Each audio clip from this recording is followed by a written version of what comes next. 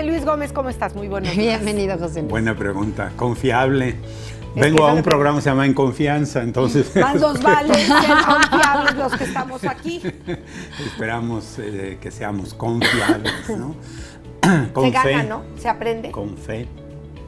De ahí vendrá la confianza, ¿no? De la fe, del creer en el otro y de que te hagas acreedor, de que crean en ti. Pues bueno, empezamos hoy con una pregunta. Nos quedamos todos así pensando. ¿Tú has cambiado algún rasgo de tu personalidad?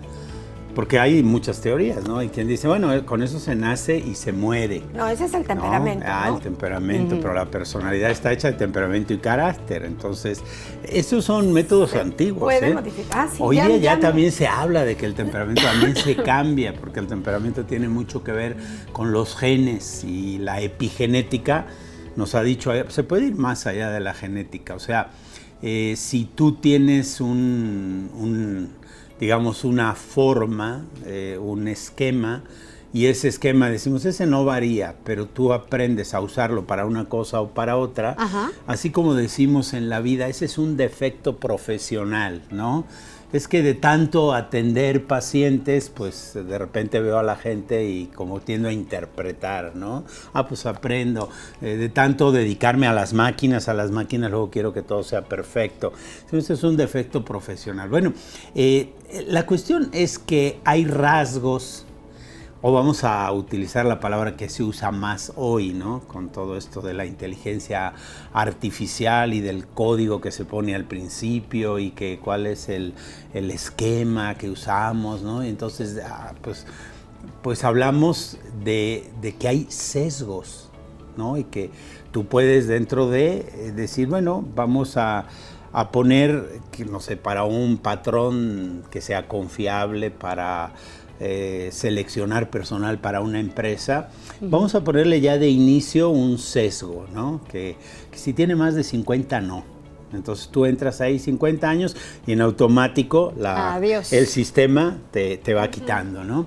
Entonces nosotros tenemos rasgos de nuestra personalidad que son tendencias, formas de ser, que habitualmente decimos, bueno, pero es que yo así soy, en mi familia así son, desde chiquito, yo tenía esa tendencia. Y ahora decimos, bueno, y si te das cuenta que tiendes a eso, ¿lo puedes modificar o no? Y elegí este tema para hoy precisamente porque culturalmente, aparte de lo religioso, la gente que crea o que no crea, pero culturalmente pertenecemos a un lugar del mundo donde se celebra lo cristiano o lo judio-cristiano, la Pascua. Y la Pascua la Pascua judía era como ese paso, ¿no? ¿De qué? De ser esclavos a ser libres, aquello de que se abre el mar, Moisés y todo esto, ¿no? Y era un paso, era como una transformación mental. O sea, como la verdadera transformación no es de afuera. De hecho, es muy curioso porque luego todo el tiempo en el desierto la gente se quejaba, la mayoría de gente que había sido liderada decía, allá al menos nos daban de comer. Hablas de Moisés, cuando va con toda sí, aquella Pascua, ¿no? Sí. Que esa Pascua es la que celebra Jesús, le da otro sentido, que es el decir, bueno, el cuerpo pasa, hay que tener en cuenta esto, y entonces viene toda esta otra Pascua cristiana, que es el paso por la muerte para la vida. Y digo por la muerte, no decir, wow, ¿no? Este año, gracias a que estuve aquí, que muchos años no he estado acá, fui culturalmente como turista a ver pasar la Pascua, a ver pasar la procesión del silencio. Que he de decir que me impactó. Me impactó el silencio. No te había tocado. Me impactó la devoción de las personas, incluso de los turistas que íbamos a ver. Con el respeto. Silencio que había, el respeto. El impacto de niños, jóvenes, adultos cargando cruces hechas por ellos, ¿no? Porque se veían los leños así.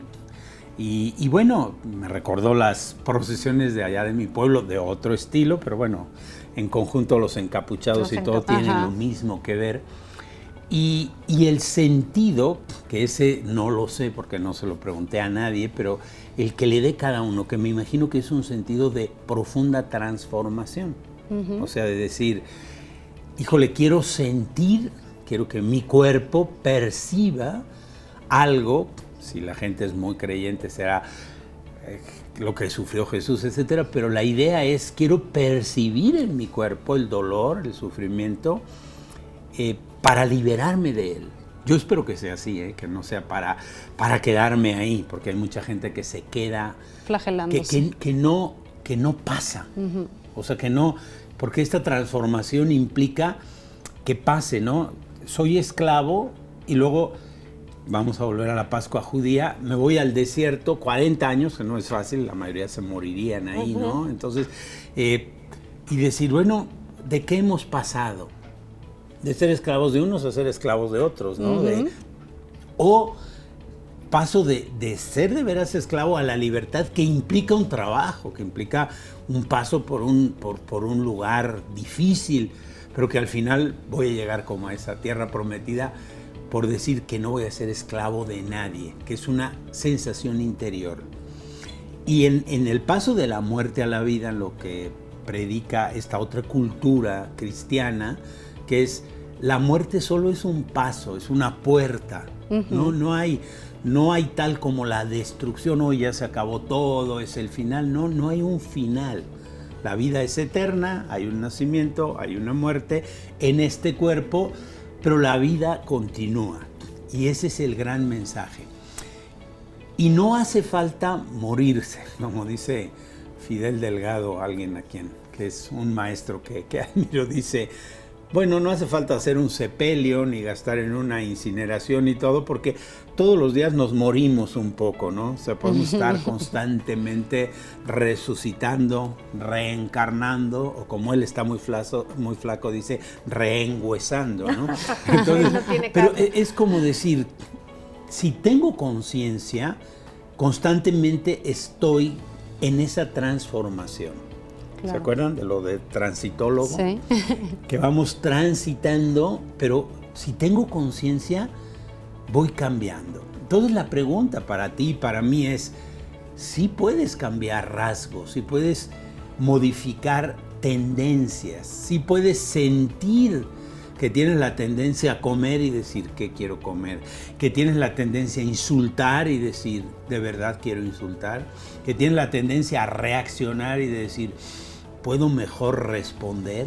Que tienes la tendencia a evitar el dolor y a buscar el placer, y que puedes decir, bueno, no siempre evitar el dolor o buscar el placer es lo más sano. No siempre lo más rico es lo más sano. Es lo más cómodo quedarte donde has estado siempre. Claro, claro. Y a veces, por ejemplo, puedes optar por comer algo muy rico, y otras veces puedes decir, me privo de esto rico porque también necesito salud. Y a veces poder decir, sé que no es tan sano, pero sí quiero sentir el placer. O sea, puedes combinar, pero si tú eres el dueño de tu combinación, ahí ya no eres esclavo de la tendencia. O sea, tú eliges qué comer, cómo dónde reaccionar, moverte, cómo responder, y no la ira te está manejando a ti. Tú manejas tu ira, tu apetito, tu antojo. O sea, ser el dueño de lo que hacemos. Claro. De lo que decimos. Y entonces esas tendencias, como la ira, como el enojo, que son tendencias que tenemos, la mayoría conquistadas a través de todo el proceso de la humanidad, ¿no? Porque uno podría decir, pero entonces, ¿de dónde viene eso de la tendencia al mal y al bien? Y nos vamos a lo moral. Sin irnos a lo moral, simplemente si nos vamos a lo genético, pues son tendencias que hemos ido conquistando, ¿no? Es como decir, bueno, desde que caminamos erectos, han cambiado muchas cosas en nuestro cerebro, ¿no? De ir a 4 patas a ir a 2. Sí, pero eso no cambió de la noche a la mañana. Tardamos millones de años. Si tardas millones de años en adquirir una tendencia, pues el descubrirla y decir, la estoy sintiendo, pero no la quiero seguir. Quiero seguir otra cosa que me ayuda más, ¿no? Algunos autores hablan de hackear la mente, ¿no? Porque dicen, no estamos programados, o sea, estamos más programados para la sobrevivencia que para la creatividad. Entonces, la sobrevivencia, nosotros ya no vivimos en estados de sobrevivencia. Digo, por ejemplo, nosotros los que estamos aquí hoy no necesitamos ver qué agarro para comer de aquí, porque si no lo va a agarrar Ara o Amelia y se lo come ella y yo me muero de hambre. Ya no estamos en eso. Entonces, es decir, pero las tendencias sí las tenemos ahí. O sea, si tú vas a un lugar donde hay un buffet gratis, la mayoría de gente... Sí. Ni hambre tenías, pero oye, es buffet, hay que pasar por todos los platillos. Dejan los platos atascados de comida porque escogiste con los ojos. Claro, no realmente con lo que querías. Vamos a hacer una pausa, José Luis, regresamos contigo. Ahí me gustaría saber cómo brincar todos los que estuvieron en la procesión del silencio y que de alguna manera todos lo hacemos, ¿no? Esa reflexión. Para que no el año que entra volvamos a la misma procesión con la misma cruz y con el látigo y decir, pues sí avancé, sí me transformé, aunque sea un poquito, pero ¿cómo dar ese paso? ¿Te parece bien? Vamos a hacer una pausa, está usted aquí en Confianza, no se vayan, estamos iniciando el programa.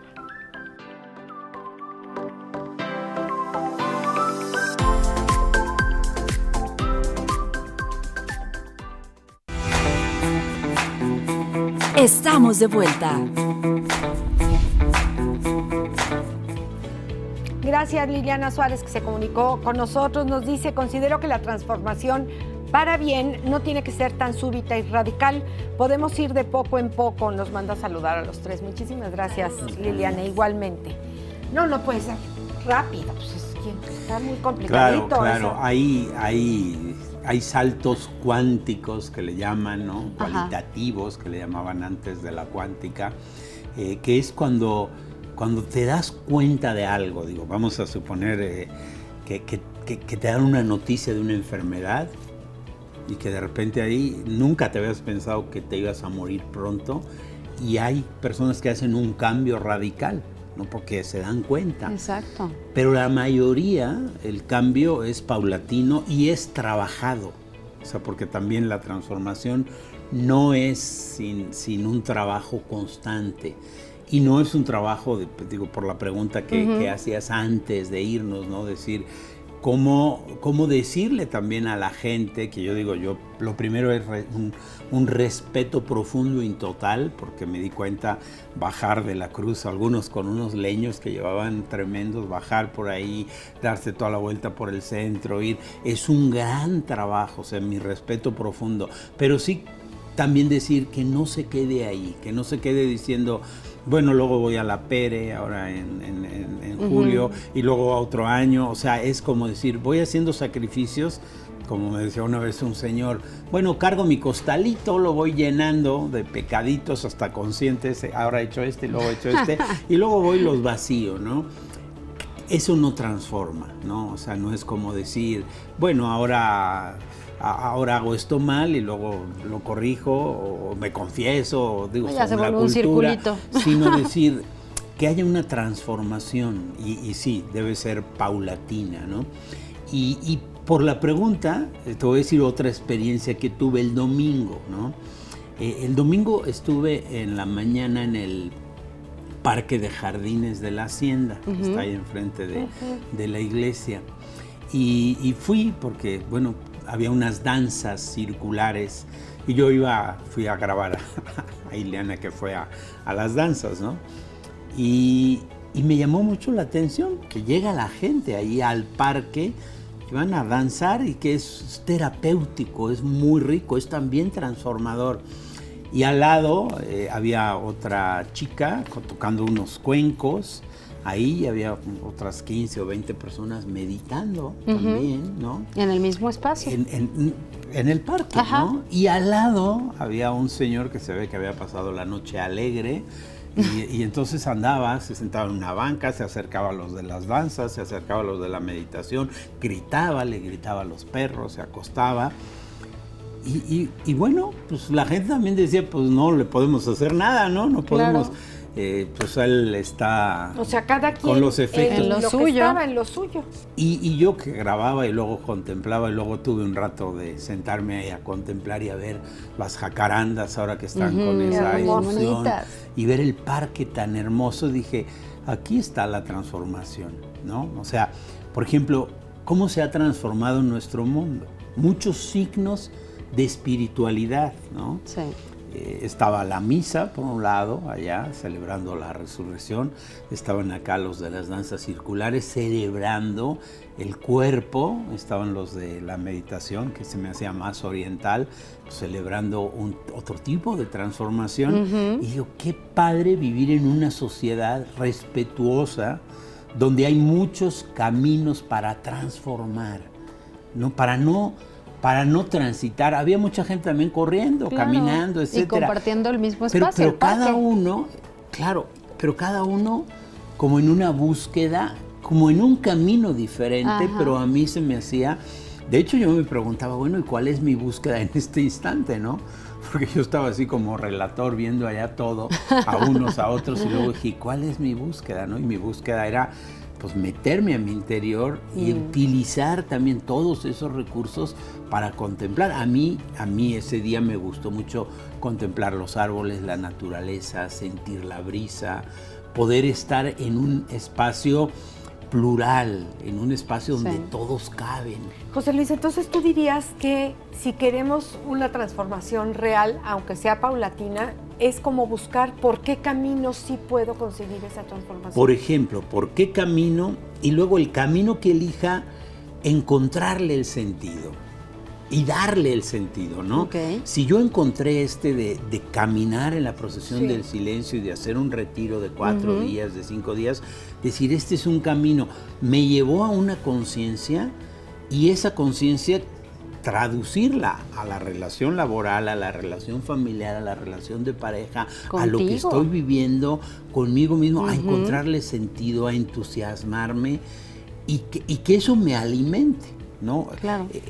Eso es la realidad, pero la transformación es como la interpretación espiritual, mental, emocional de esa realidad.